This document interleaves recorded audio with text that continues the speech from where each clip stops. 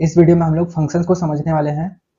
Function भी एक तरीके का रिलेशन होता है जिसका प्रॉपर डेफिनेशन होता है a relation F such that A tends to be is said to be a function if every element of set A has exactly one image in B, जहां पे ए जो रहता है डोमेन होता है और बी जो है कोडोमेन है।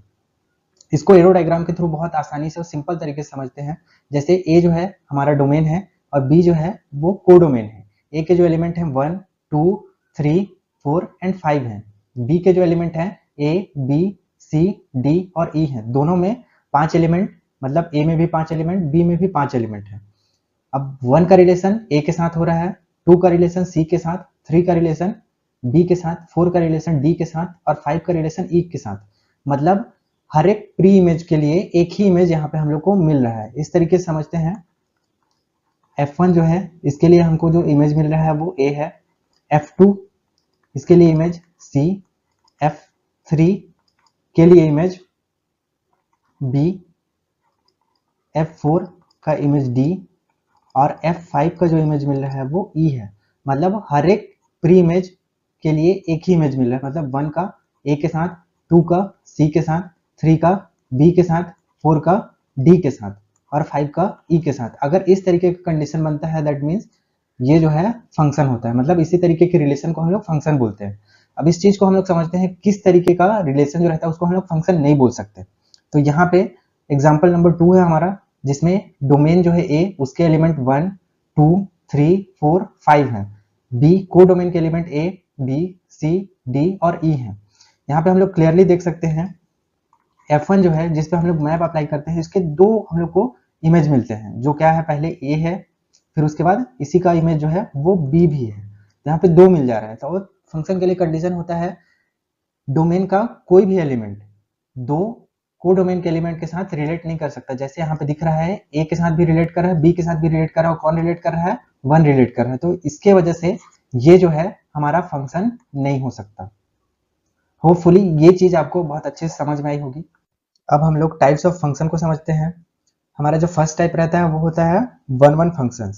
A function f such that a tends to b is said to be 1 1 if every element of set A has exactly one image of element in set B and cardinality of A is less than equals to cardinality of B। मतलब ये दो condition satisfy होना चाहिए। मतलब पहले तो जो domain का जो एलिमेंट है वो को डोमेन के एलिमेंट से लेस देन इक्वल्स टू होना चाहिए। मतलब किसी भी कंडीशन में डोमेन का कार्डिनलिटी जो है को डोमेन के कार्डिनलिटी से बड़ा नहीं होना चाहिए। इक्वल हो सकता है, छोटा हो सकता है, चलेगा।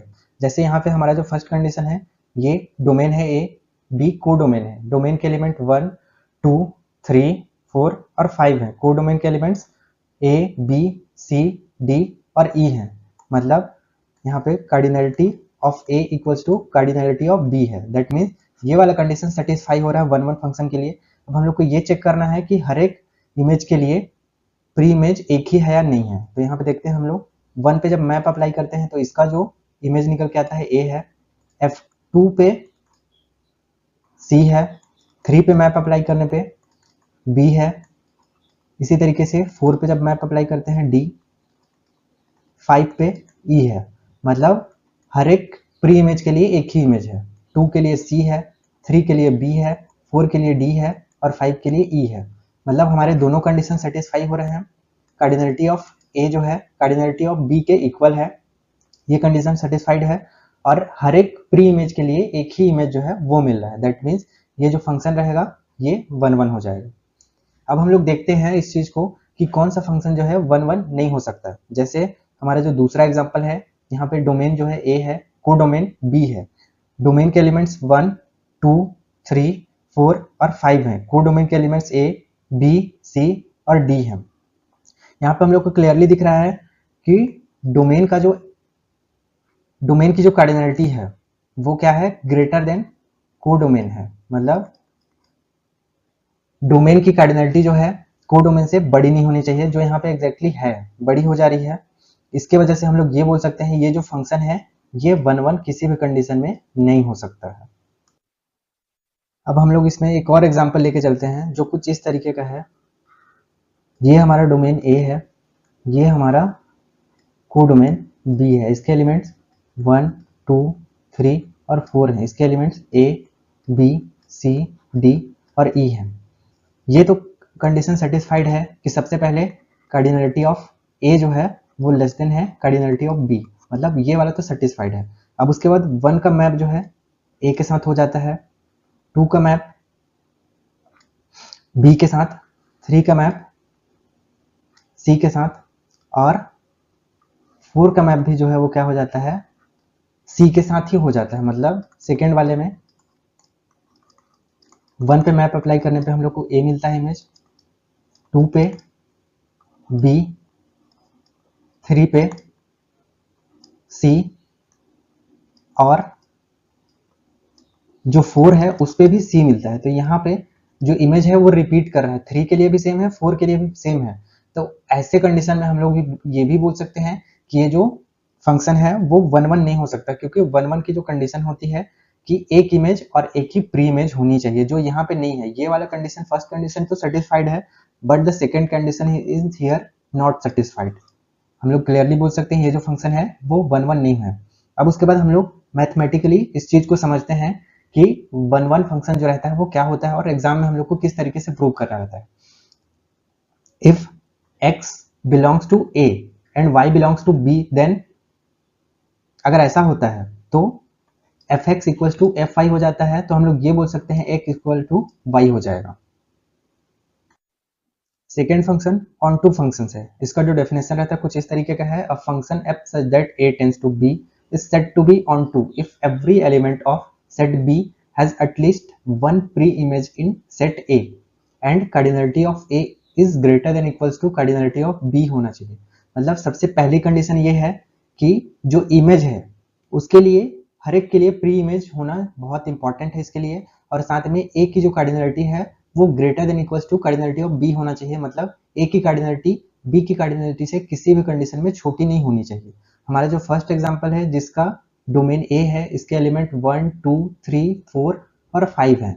बी के elements A, B, C, D और ई हैं।